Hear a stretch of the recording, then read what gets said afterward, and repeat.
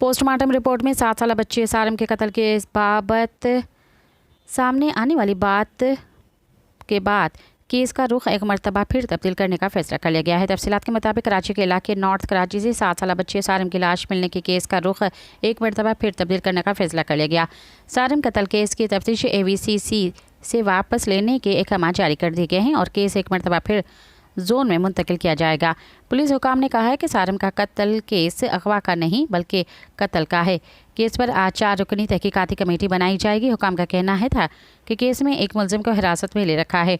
गुज़िश्ता रोज़ combing operation में कई शवाहिद तहवील में लिए गए थे। पुलिस ने मज़ीद बताया कि एक बेडशीट रस्सी को तफ्तीशी टीम ने सील किया था, जबकि टैंक से एक टोपी और बॉल भी मिली थी। पुलिस हुकाम ने कहा कि बच्चे के मुंह और हाजत की जगह से भी सैंपल लिए हैं, सिर्फ DNA का इंतज़ार कर रहे हैं।